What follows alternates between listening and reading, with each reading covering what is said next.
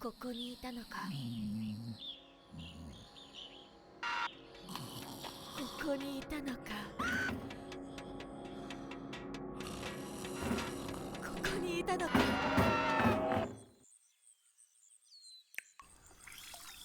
これが最後か？それは君次第だ。気分はどうですか？疲労困憊の日もあれば合格点の日もある。患者との面会が遅れているんだ。娘を迎えに来てほしい。準備はできていると思う？また雷雨が3時間20分後にやってくる。田は歩き、話し、動いている。そして今、私はあなたの運転が必要です。もう一度、あなたを信じたい。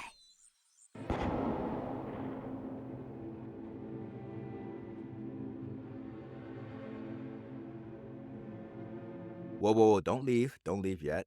I really hope you enjoyed that. I'm going to break down a little bit what I did and how to kind of get the effect I was doing. If you're interested, I am a filmmaker and I make movies here in Japan. I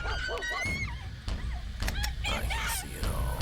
I wrote this story. It's a psychological horror feature film, and this is the first 2 minutes of it. I made this motion comic animation in 48 hours using 3 softwares: Midjourney, Pika, and Runway ML. Pika and Runway ML, I only used the free versions of those apps.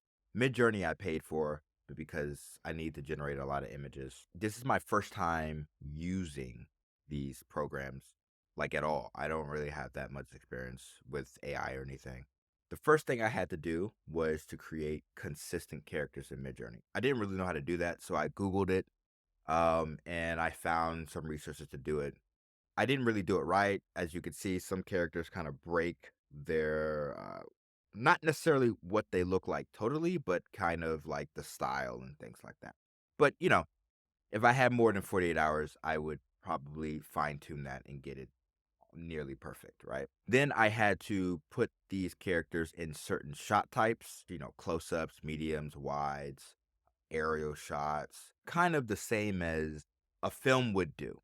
Type those prompts in, and you can kind of get, maybe the Niji function where you get into anime looking characters. It's kind of harder to do that, but you keep playing around with it, it happens. And then what I did was I would create multiple shots of the character in that angle by hitting the very subtle button repetitively over and over and over until I get about, 3 to 4 to 5 to 10 sometimes shots of a character in a certain angle looking a certain way.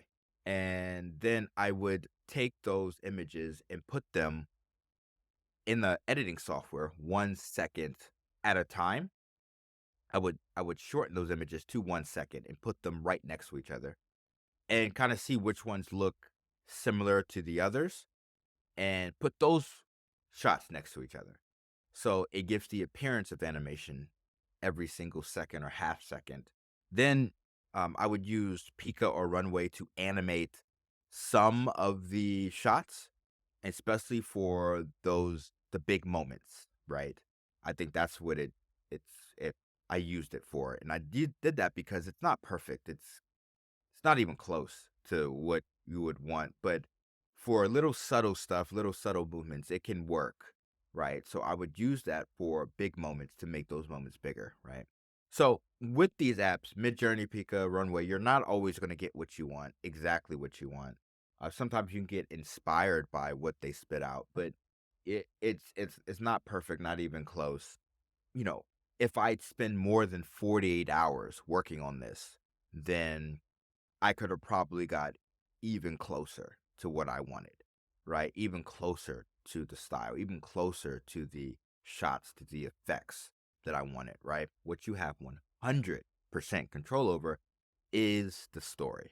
The story is really what matters, no matter what medium it is, whether it's a mid-journey motion anime comic thing that I make, or whether it's a full feature-length film, or whether it's a comic book, or whether it's a song or something like that. Like the medium is different, but what you have control over is the story you're going to tell, right? So I couldn't get everything I perfectly wanted, but I knew the plot points I had to hit. And doing this, I actually found out a way to make this even better. And that involves cutting out the characters that Midjourney spits out, removing them from the background, repainting the background so you can have a consistent background, which is most animation is consistent backgrounds. Like the background doesn't move that much. So to imitate that, you would do the same thing and taking the character and spitting out 10 images or 10 frames and having the character move in the foreground while the background doesn't move. I think that would make it even more animation-like, if that makes sense. You know, they say in a film that 50% of a film is the sound, but since this is not moving as much or not moving in the directions you want it to move, 70% of something like this would be the sound. The sound design, the sound effects, the sound layers have to be 70% of what you're seeing, if that makes sense. And if you do it that way, you can bring any image to life. 20% is actually what you're seeing. Animation from Runway ML and Pika and the images from Midjourney. That's like 20% of what you're seeing. And about 10% are like VFX that I did and or overlays that I put over top of these images to bring them more to life, to make them feel like they're moving. But if you're interested in a full breakdown of this, like I can go step for step, line by line. If this video gets 100 likes, 1,000 views, and 10 comments, I'll do it because it's a lot of work to do that. That's like a 30-minute video. Sooner or later, I think these programs will get to a point where you could make an entire anime just using them. But I think that is probably maybe years away. I've seen what people were talking about with Sora and stuff. Even with that, that's years away. That's not even close. I mean, me here living in Japan, living in Tokyo, I live really close to all the animation companies, and there's this one animation company called Madhouse. Like you're not making that with Sora. You're not making. And one thing I've noticed about all these AI um, companies on their website when they show you the stuff you could make, that's the best thing that they could make, and it's average at best, right? That's the best thing, and that's after like 50 to 100 generations you create something like that, right? So it's really, really hard to get what you want. So they're still experimenting, exploring different things. So we're still years away from creating something like that. At least 2 years away, I think, from creating an anime that could rival something that Madhouse would create.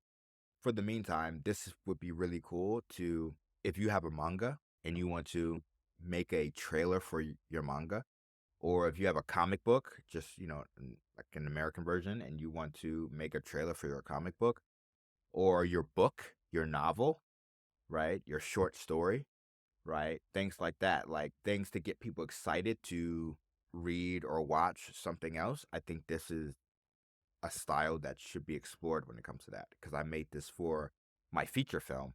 And I think I could probably, work on this week by week and make my entire 120-page feature film using this style, because I will get better at how to use it. And then over the next couple months, as there's new iterations of these products that I'm using, they will get better, So I could make an entire feature film like this. And if you guys are interested in seeing that, let me know. Again, if this gets 1,000 comments, no, what is it? 1,000 likes? What did I just say? 1,000 views, because this channel has 1 subscriber at the time of filming this video. This gets 1,000 views, 10 comments, and 100 likes. I will make a second version of this, where it continues the story, where everything's more consistent, it's better, it's faster, and I spend more than 48 hours doing it. So I professionally sound design it. Actually, it'll actually sound better, and it'll actually look better, and I'll actually color grade some stuff a little bit better instead of just throwing up stuff. If it doesn't, keep living your life. I keep looking at my notes, by the way, because I don't know what to say.